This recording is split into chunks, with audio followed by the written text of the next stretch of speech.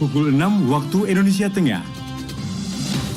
Inilah Radio Republik Indonesia Bau-Bau dengan Warta Kipton. Berita seputar Kepulauan Buton.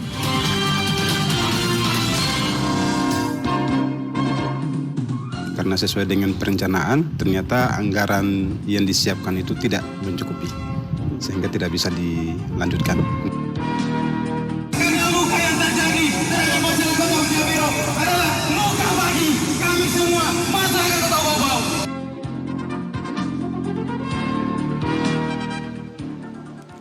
Selamat pagi, dari kawasan Bukit Waluyo Indah kami sampaikan pokok-pokok berita.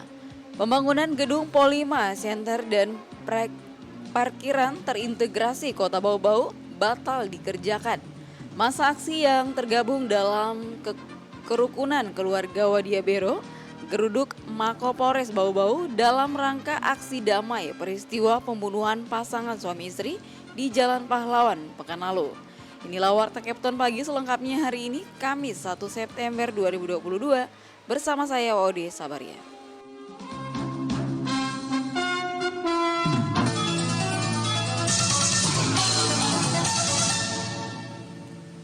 Pendengar, sebelum kita ke berita yang pertama, kami sampaikan dulu update kasus COVID-19 tanah air. Pemerintah memperbarui data terkait kasus corona di Indonesia.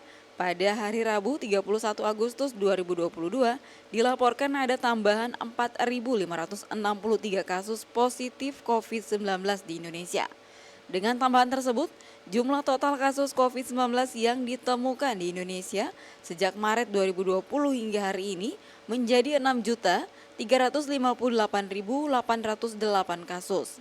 Dilaporkan juga ada 4.384 orang di Indonesia yang sembuh dari COVID-19. Jumlah total yang telah sembuh dari corona sebanyak 6.156.034 orang. Selain itu, dilaporkan sebanyak 25 pasien positif corona di tanah air meninggal dunia. Dengan demikian, jumlah total pasien positif COVID-19 yang meninggal sebanyak 157.566 orang. RRI Radio Tangga Bencana COVID-19. Baik pendengar, kita ke berita yang pertama. Pembangunan gedung Polima Center dan parkiran terintegrasi Kota Bau-Bau batal dikerjakan. Hal itu sudah disepakati melalui rapat paripurna DPRD Kota Bau-Bau. Selengkapnya Hairul Mulku melaporkan.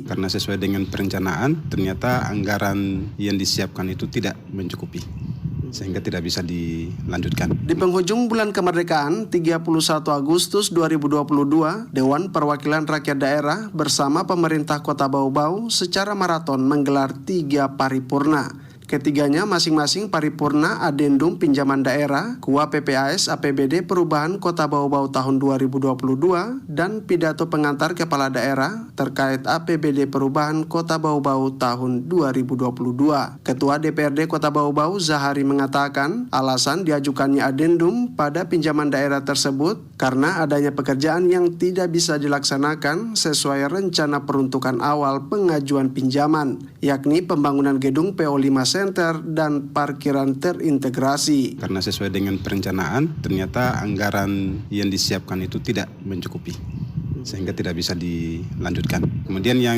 terkait juga dengan kegiatan di Jalan Lingkar ini, dimungkinkan mungkin tidak akan selesai dengan waktu yang sudah disepakati di awal, dari tahun 2021 sampai dengan 2022, sehingga dimintakan adendum sampai dengan 2023. Wali Kota Bau-Bau Laode Ahmad Monianse dalam pidato pengantarnya mengatakan dalam struktur rencana perubahan APBD tahun 2022, pendapatan daerah mengalami penurunan sebesar 2,22% atau 834,90 miliar rupiah dari semula yang direncanakan dalam APBD Induk tahun anggaran 2022 sebesar 853,82 miliar rupiah. Sementara itu, belanja diperkirakan bertambah bertambah sebesar 3,81%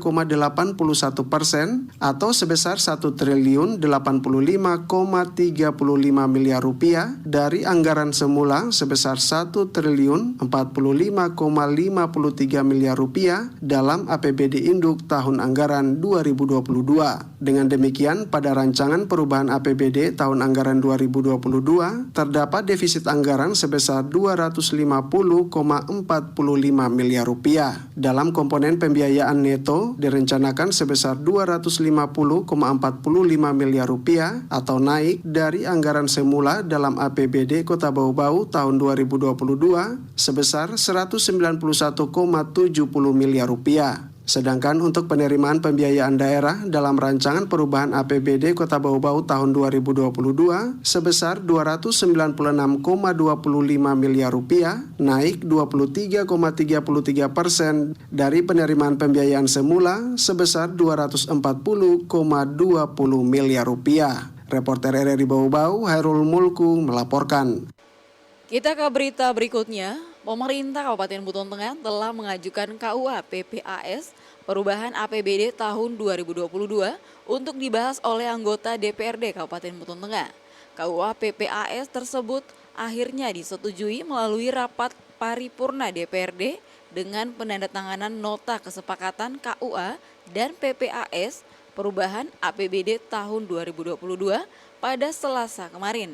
Sekretaris Daerah Kabupaten Buton Tengah Konstantinus Bukide mengakui banyak usulan yang telah dibahas dalam proses penyusunan KUA PPAS tersebut, namun karena terbatasnya anggaran sehingga belum semua usulan dan kebutuhan dapat terakomodir.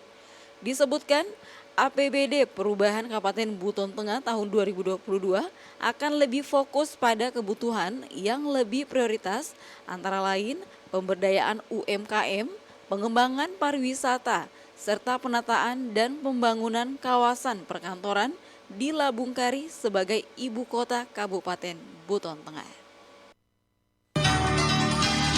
Anda sedang mendengarkan Warta Kepton, berita seputar Kepulauan Buton.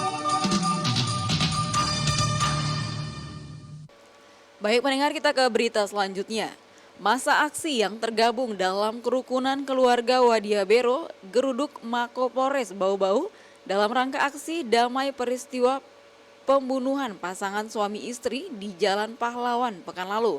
Dalam orasinya, para demonstran meminta pelaku dihukum seadil-adilnya. Mengenai hal itu, Wade Nurliani melaporkan.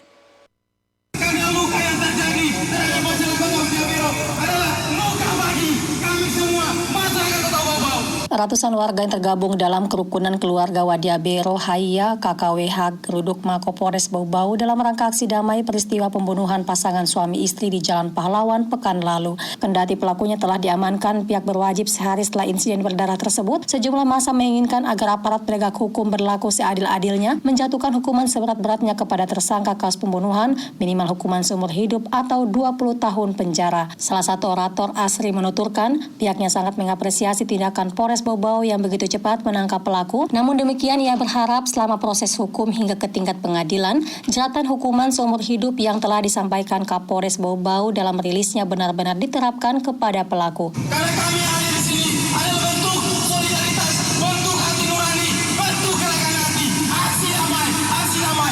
Tetapi yang kami minta di sini adalah hukuman atau hukuman setimpal-timpalnya kepada pelaku pembunuhan. Jangan biarkan pelaku hanya untuk berleha. Jangan biarkan pelaku hanya senang belaka. Hampir sejam berorasi, perwakilan aksi diterima baik Wakapolres Bau-Bau Kompol Batiar. Di hadapan demonstran, Wakapolres Bau-Bau mengungkapkan apa yang terjadi pada korban bukanlah keinginan atau kehendak masyarakat Kota Bau-Bau. Namun bersama jajarannya, dirinya berkomitmen akan mengawal kasus tersebut hingga tuntas, transparan, dan sedapat mungkin pelaku mendapatkan hukuman sesuai dengan perbuatannya. Kompol Batiar meminta kepada pihak keluarga dan masyarakat yang memiliki bukti baru dan mengetahui motif pembunuhan agar melapor ke Polres Bau-Bau sebagai catatan tambahan tindakan buruk pelaku kepada kejaksaan dan pengadilan. Kami tidak menutup diri, silakan kita berkomunikasi apabila ada informasi tambahan yang menyangkut motif daripada awal, apabila ada tambahan silakan sampaikan kepada kami. Kalau itu fakta dan nyata, kami tidak tidak akan tinggal diam untuk memeriksa dan melanjutkan sesuai dengan aturan yang berlaku di negara kesatuan Indonesia. Kami turut berduka cita dari instansi kepolisian. Kami juga turut berduka cita secara umum situasi Kota Bau Bau. Jangan lagi terjadi seperti ini karena ini sangat tidak manusiawi.